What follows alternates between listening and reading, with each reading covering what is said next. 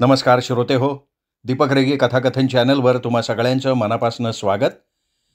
श्रोते हो, आज तुम्ही ऐकणार आहात नारायण शेळके यांच्या सोक्ष मोक्ष या कथासंग्रहातली कथा सोक्ष मोक्ष. आजकालच्या गतिमान जीवनामध्ये कौटुंबिक स्थैर्याला ग्रहण लागलेलं आहे असं म्हणायला हरकत नाही. एकाच घरात राहणारी माणसं नात्यानं जरी एकत्र बांधलेली असली तरी त्यांची वीण घट्ट न राहता विसविशीत झालेली आहे. आता कुटुंब म्हणजे चार भिंती आणि त्याला असलेलं दार, आणि ते दार बहुतेक बंद असतं, त्याला लॅच लावलेलं असतं, आणि त्या कुलपाच्या चार डुप्लिकेट किल्ल्या चौघांकडे असतात आणि पाचवी शेजाऱ्याकडे असते. ज्याला वेळ होईल तेव्हा त्यांनी त्या घरात यावं आणि हवं तेव्हा बाहेर जावं, एखाद्या रेल्वे स्टेशनसारखं. त्यामुळे सुसंवाद आणि विसंवादा याचा फारसा प्रश्नच निर्माण होत नाही. त्यामुळे अडीअडचणीला सुखदुःख, ख्याली खुशाली आणि घडलेले बरे वाईट प्रसंग, ज्यावेळी प्रत्येकजण दमून घरी येतो आणि त्यावेळी त्याची असलेली मानसिक स्थिती यावर कौटुंबिक सुख समाधान अवलंबून असतं. त्यामुळे निर्भेळ सहजीवनाचा, कौटुंबिक सुखाचा आनंद दुर्मिळ झालेला आहे. प्रॅक्टिकल प्रॉब्लेम मनुष्य तडजोड करून कसे तरी सोडवू शकतो, पण जर मानसिक प्रॉब्लेम, अविश्वास, गैरसमज आणि आढी किंवा दुरावा निर्माण झाला तर तो निवारण्याची जरी इच्छा असली आणि मानसिकता नसली तर त्याचं पर्यवसान कशातही होऊ शकतं. त्यासाठी आवश्यकता असते ती संयमाची आणि गाढ विश्वासाची.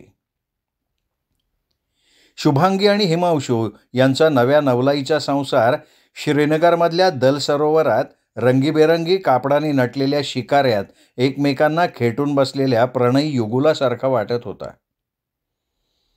दोघेही 6 महिन्यांपूर्वी विवाह बंधनात अडकले होते. अर्थात हे अडकणं हवंसं वाटणारं होतं. त्यांच्या त्या आनंदी आणि उत्साही वागण्यामुळे त्यांचा प्रेमविवाह झाला असावा असा पाहणाऱ्यांचा समज होणं स्वाभाविक होतं, पण त्यांचा विवाह हा अरेंज्ड होता.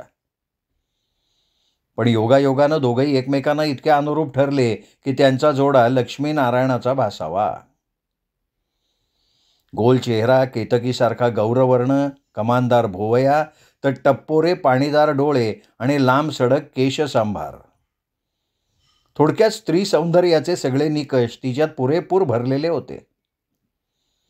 लेखक, कवी आणि चित्रकार स्त्री सौंदर्याचं भरभरून कौतुक करत असतात, पण याचा अर्थ असा नाही की पुरुष बेढब आणि कुरूप असतात. तेही सुंदर असतात, पण त्यांचं कौतुक सहसा ऐकायला मिळत नाही. वास्तविक पाहता पुरुषाचं सौंदर्य हे स्त्रीपेक्षा केव्हाही वरचढ असू शकतं, पण आपला एक समज असा आहे की सौंदर्य म्हणजे नाजूकता, सुकुमारपणा, कोमल आणि हळुवारपणा, आणि या गोष्टी पुरुषात असत नाहीत. आणि जर एखाद्यात असल्या तर त्याच्या पौरुषत्वाबद्दल शंका घेतली जाते. शौर्य, पराक्रम, धाडस हे गुण असूनही तो सुंदर असू शकत नाही का? आणि तो सुंदर असतो हे हिमांशूकडे बघितलं असता सिद्ध होतं. रुंद कपाळ, कुरळे केस, धारदार नाक, त्याखाली काळ्याभोर झुपकेदार मिशा, उजळ वर्ण, ठाव घेणारी नजर, भरदार छाती आणि ऐटदार चालणं, हे सगळं पाहिलं म्हणजे हिमांशू हा शुभांगी इतकाच किंवा काकणभर जास्त सुंदर आहे, आणि याचा सार्थ अभिमान शुभांगीला आहे. तिच्यापुढे एक वेगळीच समस्या निर्माण झाली. जेव्हा ती दोघं जोडीनं फिरायला बाहेर पडत त्यावेळी जाणाऱ्या येणाऱ्यांच्या नजरा हिमांशूवर खेळत आणि शुभांगी झाकोळून जात असे. लोक शुभांगीपेक्षा हिमांशूशी बोलण्याचा प्रयत्न करत, आणि हे तरुणीच्या बाबतीत घडलं की तिला कमालीचा मनस्ताप होत असे. अर्थात तसं नसेलही, हा तिचा गैरसमज किंवा मानसिक खेळ सुद्धा असू शकतो. अर्थात या हिमांशूचा काही दोष नव्हता. त्याचं मन निर्मळ आहे, त्याची नजर पवित्र आहे, त्याचं शुभांगीवर जीवापाड प्रेम आहे. तो तिला तळहातावरच्या फोडाप्रमाणे जपतो. तो तिचा फक्त पती नाही तर एक सच्चा मित्र आहे. तिच्या संरक्षणाचं तो एक कोंदण आहे. तिच्या मनाचा, भावनांचा आदर करणारा आहे तो. त्याच्या प्रेम करण्यात माया, ममता आणि हळुवारपणा सुद्धा आहे. त्यामुळे त्यांच्यात एक जीवाभावाची मैत्रीणसुद्धा दडलेली आहे. त्या गोष्टींची तिला जाणीव आहे, खात्री आहे. तरी वैरी चिंतत नाही, ते मन चिंत या म्हणीप्रमाणे केव्हा केव्हा तिला त्याचा त्रास होतो. हिमांशू CA असून एका राष्ट्रीयकृत बँकेत ब्रँच मॅनेजर आहे. त्याची 11 ते 5 ड्युटी असते, रविवारी सुट्टी. शुभांगी सॉफ्टवेअर इंजिनियर आहे, एका नामांकित कंपनीत ऑफिसर आहे. तिची ड्युटी सकाळी 9 ते रात्री 7 पर्यंत आणि तिला गुरुवारी सुट्टी. राष्ट्रीय सण, दिवाळी किंवा दोघांपैकी एकानं रजा घेतली तर त्यांना सुट्टी एन्जॉय करता येते, पण दोघांनीही ही गोष्ट आनंदानं स्वीकारल्यामुळे त्यात ते समाधानी आहेत. नशिबानं शुभांगीला रात्रपाळी नसल्यामुळे त्या दोघांना रात्री 8 नंतर एकमेकांचा सहवास लाभतो आणि त्या क्षणाची ते दोघं आतुरतेनं वाट बघत असतात. हिमांशू हा पुण्यातल्या सदाशिव पेठेतल्या नरहरी नेनेंचा एकुलता एक मुलगा. नेने हे सिव्हिल इंजिनियर असून सरकारी बांधकाम खात्यातून नुकतेच निवृत्त झालेले. ते हिमांशूची आई सरस्वती कन्या शाळेत साध्या शिक्षिका आहेत. शुभांगी औरंगाबादच्या दामोदर दांडेकरांची द्वितीय कन्या.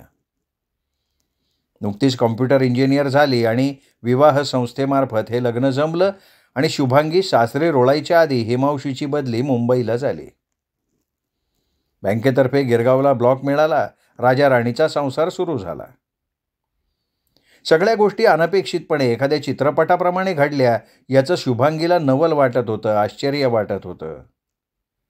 याशिवाय तिला पहिल्या इंटरव्ह्यूमध्ये नोकरी मिळाली, त्यामुळे ती आपल्या नशिबावर बेहद्द खुश. शुभांगी ऑफिसमधनं नुकतीच घरी आली. हातपाय तोंड धुवून कोचावर निवांत बसली. इतक्यात हिमांशूनं तिच्यापुढे गरम गरम फेसाळत्या कॉफीचा कप धरला. ती मनोमन खुश झाली आणि म्हणाली, थँक्यू व्हेरी मच. मला कॉफीची गरज फार होती. तुम्ही ना खरंच मनकवडे आहात. अगं त्यात आभार कसले मानते. तुझ्यापेक्षा माझी नोकरी लाईट आहे, शिवाय वर्किंग आवर्स कमी आहेत, तेव्हा हे मी माझं कर्तव्यच समजतो. वा, फार छान. नेमकं कशाबद्दल? कॉफी आणि विचार दोन्हीबद्दल. ती असं म्हटल्यावर दोघेही हसले. शुभा, अगं रात्री आईचा फोन आला होता. कुणाच्या? अर्थात माझ्या. काय सांगताय, काय म्हणत होत्या? अगं तिला आपली आठवण येते, काळजी वाटते. म्हणाली, लेकरू 4 दिवसांपूर्वी लग्न होऊन आपल्या घरात आलंय. नव्या नवरीचे लाड आणि कोड कौतुक करायला सवड मिळाली नाही आणि तुझी अचानक बदली झाली. बरं, तुमचं नवीनच लग्न झालेलं असताना तिला माझ्याजवळ ठेवून तुमच्या ताटातुटीचं पातक मला घ्यायचं नव्हतं, म्हणून मी शुभांगीला तुझ्याबरोबर पाठवलं. खरं आहे त्यांचं. अहो, मला ना एकत्र कुटुंबात राहायची खूप आवड आहे. काही काळ तरी मला आईबाबांचा सहवास मिळायला हवा होता. पण सगळ्या गोष्टी कशा अनपेक्षित घडत गेल्या ना. जसं नशिबात असेल तसंच घडेल, त्याला कोण काय करणार. पण त्यांना सांगा, मी इकडे सुखात आहे, काही काळजी करू नका. शुभा, मला वाटतं ना 4 दिवस आईला आपल्याकडे बोलवून घेऊ, तेवढा तिचा सहवास मिळेल. मला सुद्धा ही गोष्ट आवडेल, पण आपण दोघंही नोकरीला जाणार, त्यांना एकटीला बोर होईल. बरं, नवीन नोकरी असल्यामुळे 4 दिवस रजाही घेता येणार नाही. शेजाऱ्यांशी आपला अद्याप तेवढा परिचय झाला नाही, तेव्हा ठरवा तुम्ही काय करायचं ते. तू म्हणतेस त्याच्यात तथ्य आहे, तुला आपण आणू, पण आत्ता नको. हवं असेल तर आपण दोघं पुण्याला उभ्या उभ्या जाऊन भेटून येऊ. हिमांशू म्हणाला. तिच्याकडे बघितलं तर शुभांगी कुठल्या तरी विचारात गुरफटली होती. अगं शुभा, विचार कसला करतेस? लक्ष कुठे आहे तुझं? नाही, कुठे काय, तसं काही नाही, पण मला एक गोष्ट तुम्हाला विचारावी असं सारखं वाटतं, पण तुम्ही हसाल म्हणून नाही विचारत. अगं विचार तू, वाटेल ते विचार, हक्क आहे तुझा तो. हे बघ, आपण शरीरानं वेगळे असलो ना तरी मनानं एक आहोत.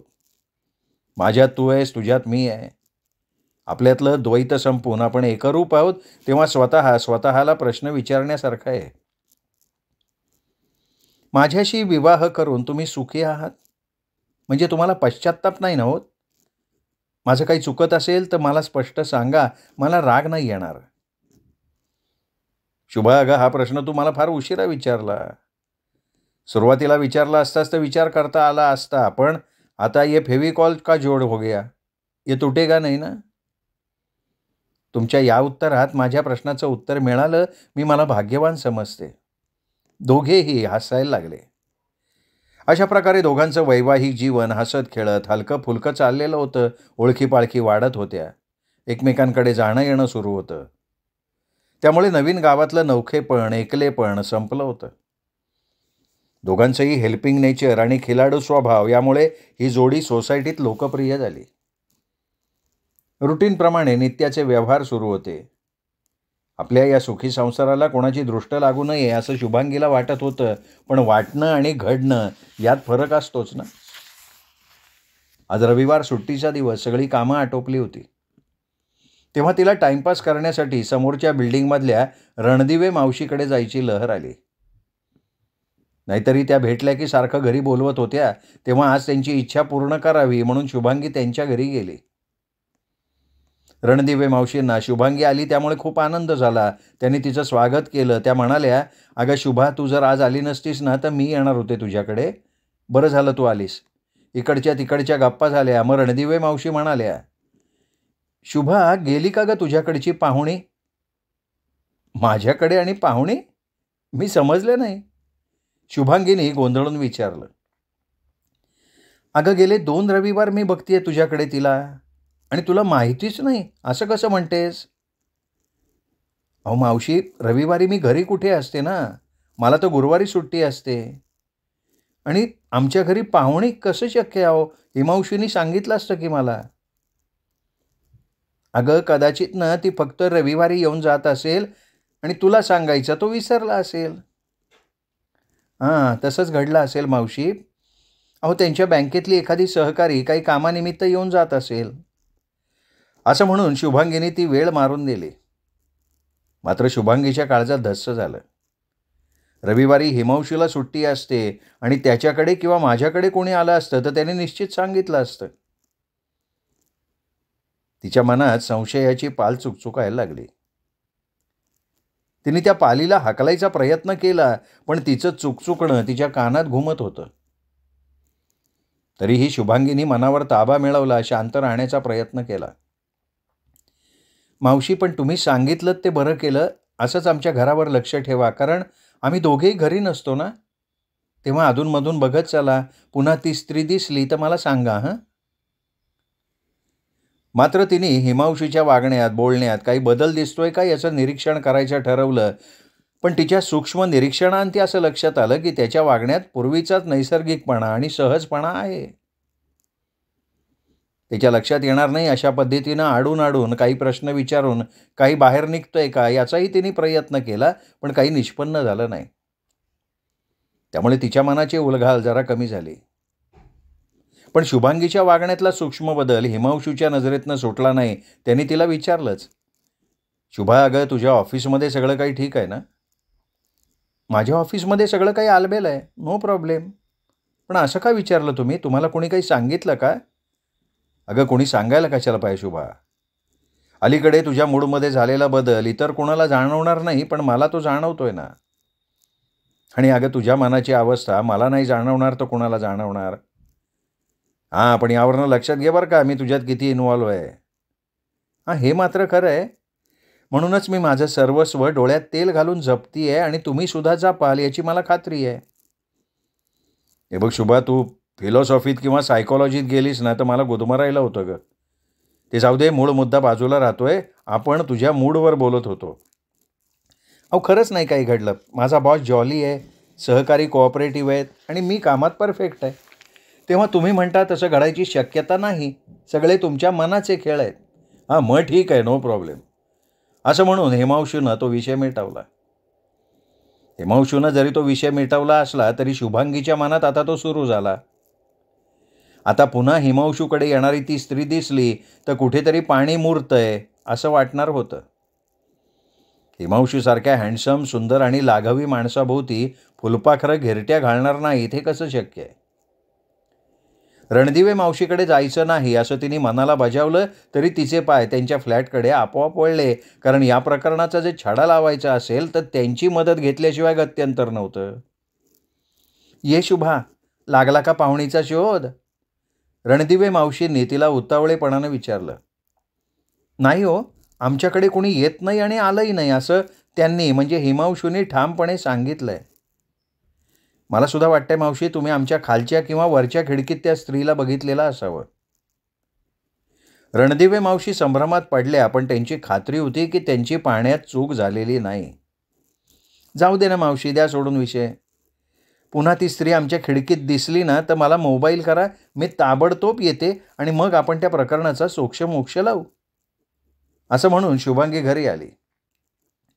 पुढच्या रविवारी रणदिवे मावशी सावध.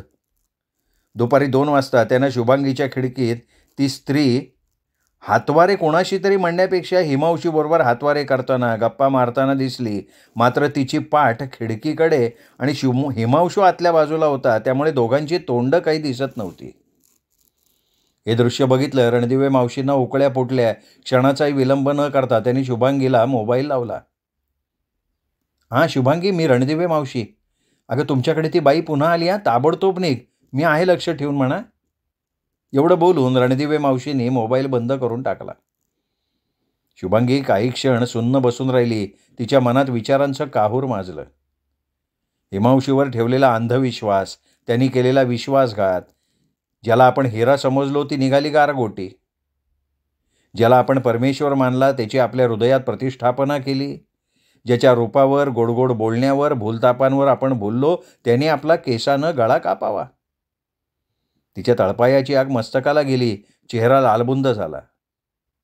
तिच्या छातीचे ठोके वाढले. हातापायांना कापरं भरलं, पण ती तटकन उठली. बॉस समोर जाऊन उभी राहिली. तिची अवस्था बघून बॉस म्हणाले, अरे शुभांगी मॅडम, तुमची तब्येत काही बरी दिसत नाही आहे. तुम्ही प्लीज आता काम थांबवा, घरी जा, विश्रांती घ्या. 1 मिनिट, मी ड्रायव्हरला तुम्हाला घरी सोडायला सांगतो. ती यंत्रवत ऑफिसच्या बाहेर पडली. कारमध्ये बसली. ड्रायव्हरला पत्ता सांगितला. कार तिच्या सोसायटीच्या दिशेनं धावायला लागली. कार सोसायटीच्या चौकात थांबली. शुभांगी उतरली. तिने वर बघितलं तर रणदिवे मावशी खिडकीत उभ्या होत्या. त्यांनी खुणेनं ती बाई अजून घरात आहे असं सुचवलं. आता मात्र शुभांगीच्या पायातलं बळ संपलं. जड पावलांनी ती तिच्या फ्लॅटसमोर उभी राहिली. क्षणार्धात बॉम्बस्फोटून आपल्या ठिकऱ्या होतील का काय असा तिला भास झाला. तिने थरथरत्या बोटानं फ्लॅटची बेल दाबली. काही क्षण शांतता पसरली. तिला ती शांतता भयाण वाटली. तिने बेल पुन्हा दाबली आणि फ्लॅटचा दरवाजा किलकिला झाला. त्यात तिने पाहिलं तर ती स्त्री फटीतनं बघत होती. तिने सर्व बळ एकवटलं, दार ढकललं तर ती त्या बाईच्या अंगावरच कोसळली.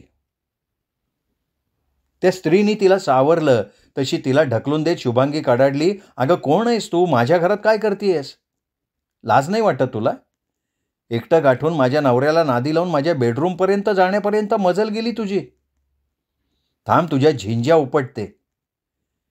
तितक्यात त्या स्त्रीनं शुभांगीला घट्ट मिठी मारली. शुभांगी जास्त चवताळली. तिने तिच्या झिंज्या बळ एकवटून ओढल्या तर त्या स्त्रीचे सगळे केस तिच्या हातात आले.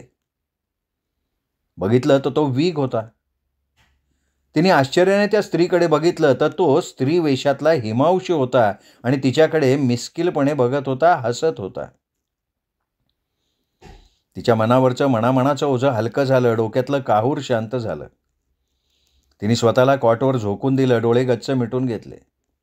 बाईसाहेब तुम्ही पडा, मी आत्ता कपडे बदलून येतो. नको ग बाई, ते बायकाचं जिणं.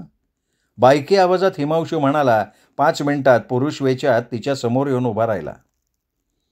शुभांगी उठली, त्याला बिलगली, त्याच्या छातीवर गुद्दे मारत म्हणाली, अहो ही कसली जीवघेणी थट्टा? एखादी वेळी मी हृदय बंद पडून संपले असते की. हे बघ शुभा, तू आधी माझ्या जवळ बस, मी तुला सविस्तर सांगतो. हे बघ अगं, आमच्या बँकेनं आंतरराज्य बँकिंग नाट्य स्पर्धेत भाग घेतलाय. त्या नाटकात मी स्त्रीची भूमिका करायचं ठरवलंय. मी कॉलेज जीवनात बऱ्याच वेळेला केल्या आहेत अशा स्त्रीच्या भूमिका. मला त्याची आवड आहे. म्हणून मी दर रविवारी दुपारी घरातच प्रॅक्टिस सुरू केली आणि त्यासाठी मी तुझेच कपडे ड्रेपरी म्हणून वापरतोय. पण खरं सांगू का शुभा, तुझ्या कपड्यात वावरताना ना तुझ्या कुशीत असल्याचं समाधान मिळतं बघ. पण तुम्ही नाटक वेडे आहात हे मला का नाही सांगितलं? मी तुला नाटकाला नेऊन सरप्राईज देणार होतो. पण तुझ्या त्या रणदिवे मावशीनं मला बघितलं आणि माझ्या योजनेवर पाणी फिरवलं. चुकून खिडकी उघडी राहिली ग आणि त्यांनी मला स्त्री वेशात बघितलं. पुढचं रामायण माझ्यापुढे उभं राहिलं म्हणून मी मुद्दाम खिडकीसमोर उभं राहून प्रॅक्टिस सुरू केली आणि त्याचा सोक्षमोक्ष मात्र असा झाला आणि तुझा माझ्यावरच्या आत्यंतिक प्रेमाचा मला साक्षात्कार झाला. असं म्हणून हिमांशूनं तिचा चेहरा उंजळीत धरला आणि तिच्या कपाळाचं दीर्घ चुंबन घेतलं. श्रोते हो, तुम्ही ऐकत होतात नारायण शेळके यांची कथा सोक्ष मोक्ष. हा सोक्ष मोक्ष कसा वाटला कमेंट करून जरूर कळवा. ही कथा आपल्या मित्रपरिवारात नातेवाईकात शेअर करा आणि सर्वांना दीपक रेगे कथाकथन चॅनल सबस्क्राईब करायची विनंती मात्र जरूर करा. आणि भेटत रहा दीपक रेगे कथाकथन चॅनलवर उत्तमोत्तम कथा आणि कादंबरी ऐकण्यासाठी. नमस्कार.